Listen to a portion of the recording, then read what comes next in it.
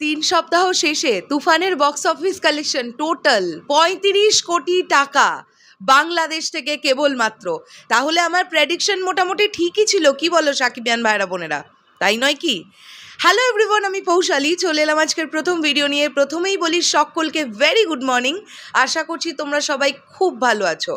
বন্ধুরা, গতকাল সন্ধেবেলার দিকে একটা ইনসিডেন্ট ঘটেছে, সেটা হচ্ছে পার্টিকুলার একটি পেজ তারা তুফানের একটি বক্স অফিস কালেকশন ড্রপ করে, সিঙ্গেল স্ক্রিনের টোটাল কালেকশন এবং মাল্টিপ্লেক্সের টোটাল কালেকশন।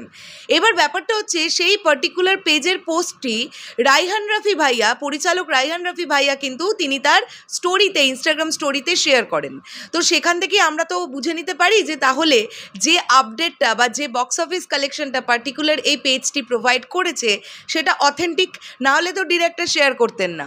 তো সেখান থেকে এসে আমরা দেখতে পাচ্ছি তুফান অলরেডি ৩৫ কোটি টাকা প্লাস কালেকশন করে ফেলেছে শুধুমাত্র বাংলাদেশ থেকে। আমি গতকালও যে ভিডিও বানিয়েছিলাম সেই ভিডিওতে বক্স অফিস রিপোর্ট তোমরা দেখে নিতে পারো। আমি তোমাদেরকে বলেছিলাম যে ৩৭ কোটি টাকার ধারে কাছে আমি গ্রস কালেকশন হিসেব করছি, তাহলে আমার কালেকশন মোটামুটি ধারণাটা ঠিকই ছিল।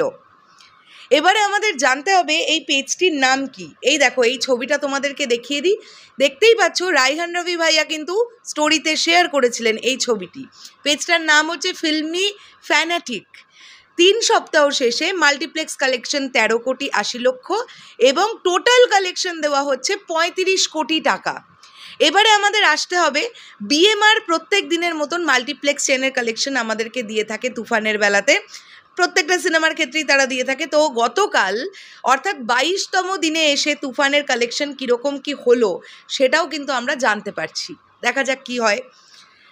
আচ্ছা, তুফান ডে 2022 32,91,000 টাকা, অলমোস্ট 33 লাখ টাকার একটা কালেকশন করেছে ছবিটার 22তম দিনে এসে। দ্বিতীয় কথা হচ্ছে উইকডেতে এসে এই কালেকশনটা কিন্তু 32,91,000 টাকা।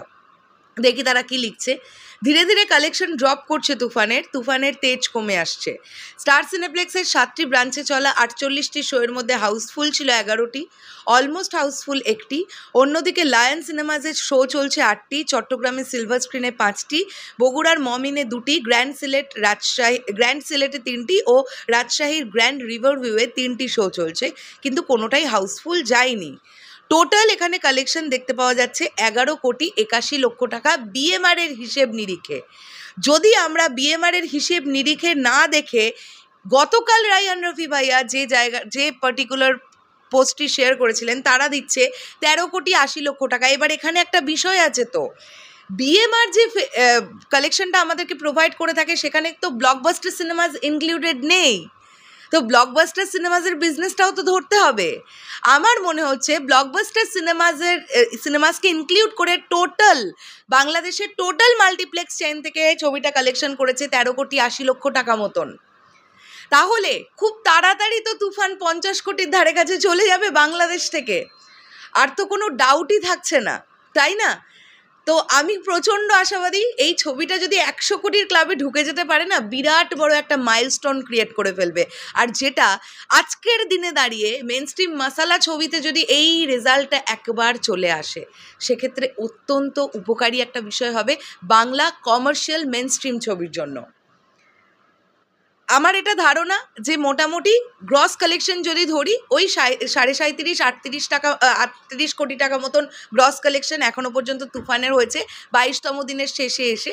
আর নেট কালেকশন যদি আমরা ধরি তাহলে ধরে নাও ওই 35 কোটি 50 বা 60 লাখ এরকম এসছে। তোমাদের কি বক্তব্য পুরো বিষয়টাকে নিয়ে অবশ্যই কমেন্ট করে জানাও। দেখা হচ্ছে আবার খুব শিগগিরই নতুন কোনো ভিডিও নিয়ে। তাহলে এখন এর জন্যে টাটা।